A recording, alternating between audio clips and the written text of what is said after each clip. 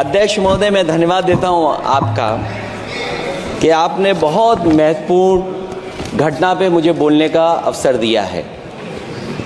संभल जो इसलिए जाना जाता था कि भाईचारे के साथ वहाँ रहते हैं लोग, वहाँ अभी से नहीं सदियों पुराना भाईचारा हजारों साल से इसी तरह रहते आए हैं।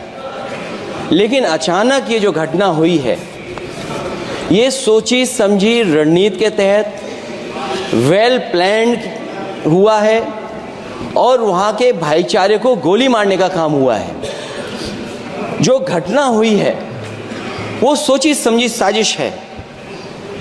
वहाँ जो खुदाई की बात लगातार अध्यक्ष महोदय देश में कोने कोने पर भारतीय जनता पार्टी और उनके सहयोगी और समर्थक शुभचिंतक बार बार खुदाई की जो बात कर रहे हैं अध्यक्ष महोदय, ये खुदाई जो है हमारे देश का सौहार्द, हमारे देश का भाईचारा, हमारे देश का गंगा जमनी तहजीब को खो देगा। मैं आपका धन्यवाद इसलिए भी देता हूं कि इस महत्वपूर्ण जो साजिश हुई, और वो साजिश सोची समझी इसलिए मैं बोल रहा हूं।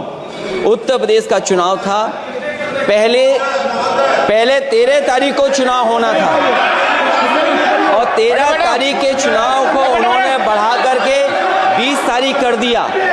और इस जो घटना है मैं आपके सामने पढ़ना चाहता हूं। अध्यक्ष महोदय, ये यात्रा रुकी क्यों नहीं है? यात्रा ले जाओ दूसरी तरफ। अध्यक्ष महोदय, संभल की शाही जामा मस्जिद के खिलाफ 19/11/2024 को सिविल जज सीनियर डिवीजन छंदौसी संभल में एक याचिका डाली गई। कोर्ट ने दूसरे पक्ष को, अध्यक्ष महोदय सुनिए, ये सुनना चाहिए, हम यूं ही नहीं कहते थे, आप संक्षिप्त में बोले। अध्यक्ष महोदय, हम यूं ही नहीं कहते थे कि संविधान ये मानती नहीं सरकार, हम यूं ही नहीं कहते थे कि संविधान नहीं मानती। जब प्लेसेस ऑफ वर्शिप एक्ट है, प्लेसेस ऑफ वर्शिप एक्ट है, हम बनते तो बहुत कुछ हैं। संभल के शाही जामा मस्जिद के खिलाफ 19/11/2024 को सिविल जज सीनियर डिवीजन चंदौसी संभल में एक याचिका डाली गई। कोर्ट ने दूसरे पक्ष को सुने बगैर उसी दिन 19/11/2024 को सर्वे के आदेश दे दिए। ताज्जुब की बात है, संभल के जिलाधिकारी संभल और पुलिस अधीक्षक संभल आदेश को पढ़े बगैर 2 घंटे के बाद सर्वे के लिए पुलिस बल के साथ शाही जामा मस्जिद पहुंच गए। जामा मस्जिद की कमेटी, जनप्रतिनिधि, उलेमा इकराम, सभी अधिवक्ताओं ने सहयोग दिया। जिलाधिकारी संभल और पुलिस अधीक्षक संभल ने 2.5 घंटे सर्वे के बाद कहा सब सर्वे पूरा हो चुका है और अब रिपोर्ट कोर्ट को भेज दी जाएगी।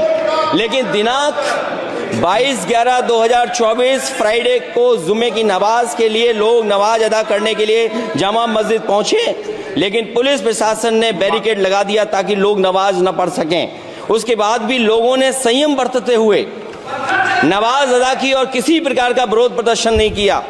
29/11/2024 को कोर्ट की अगली तारीख तय थी। शाही जामा मस्जिद की कमेटी और मुस्लिम समाज के सभी लोग कोर्ट में केस की पैरवी के लिए तैयारी कर रहे थे, परंतु दिनांक 23/11/2024 की रात पुलिस प्रशासन द्वारा कहा गया 24/11/2024 यानी अगले दिन सुबह को दोबारा सर्वे किया जाएगा। शाही जामा मस्जिद कमेटी और अधिवक्ता ने कहा कि इस सर्वे तो मुकम्मल हो चुका है, अब दूसरे सर्वे की क्या आवश्यकता है? कोर्ट के आदेश का हमने पालन कर दिया। अगर दूसरे सर्वे कराना है तो दोबारा आदेश करवाएं, कोर्ट के आदेश के बाद हम दोबारा सर्वे करा देंगे।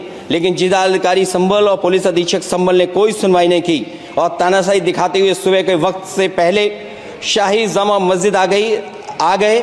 शाही जामा मस्जिद कमेटी और मुस्लिम समाज के लोगों ने फिर भी धैर्य रखा और दोबारा सर्वे के लिए अंदर ले गए। सर्वे के दौरान करीब 1.5 घंटा बाद जब जनता को सूचना मिली तो वो इकट्ठा होना शुरू हो गए। लोगों ने सर्वे का कारण जानना चाहा तो सर्किल ऑफिसर ने उनके साथ गाली गलौज की और लाठीचार्ज करवाकर बुरी तरह जख्मी कर दिया। ये लड़ाई दिल्ली और लखनऊ की है। No please. कभी दिल्ली पहुंचे थे जिस रास्ते वही लखनऊ वाले उसी रास्ते पहुंचना चाहते हैं।